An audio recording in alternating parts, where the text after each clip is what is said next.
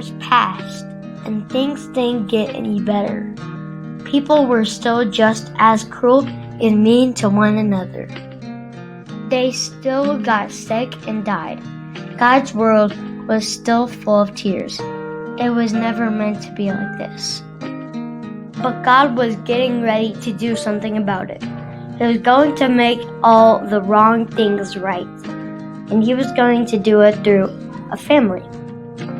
Abraham, God said, how many stars are there? God was about to tell his friend a wonderful secret.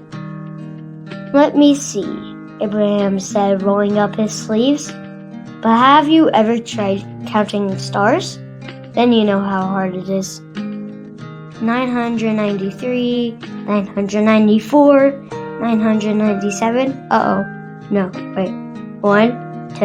Of course, he kept losing count. Too many, he said. Guess what? God laughed. I will give you so many children and grandchildren, you won't be able to count them either.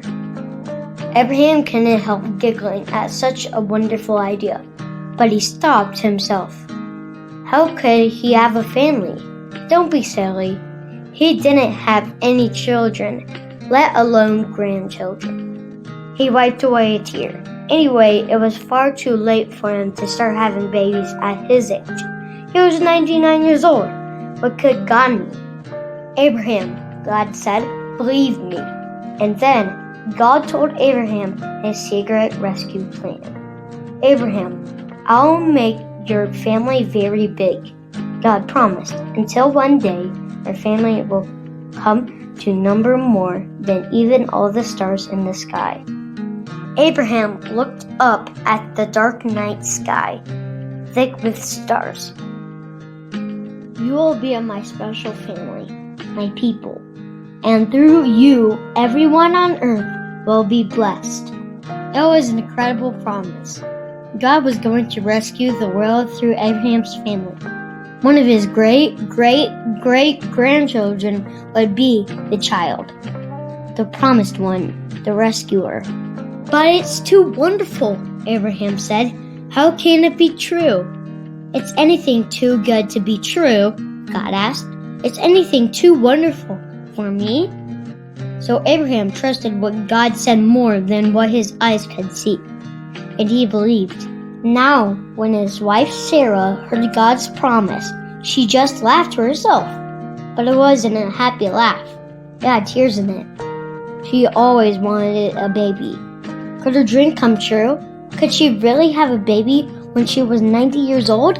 Sarah didn't believe God could do what he promised.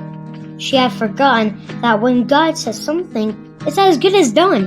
Of course, it was easy for God to give her a baby, as it was for him to make all the stars in the sky.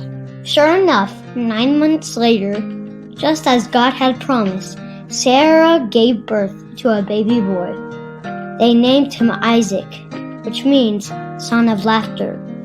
And Sarah laughed, but this time it was a glorious, happy laugh. Her dream had come true. God would do as he promised. He would always look after Abraham's family, his special people. And one day, God would send another baby, a baby promised to a girl who didn't have a husband. But this baby would bring laughter to the whole world. This baby would be everyone's dream come true. Pause the video and get your art supplies. Draw Abraham trying to count all the stars in the sky. Draw your favorite part of this story. Maybe it's Sarah holding Isaac as a baby, or Sarah laughing, or maybe it's a picture of the world which God promised would be blessed through Abraham. Don't forget to sign your art and submit it when you're done.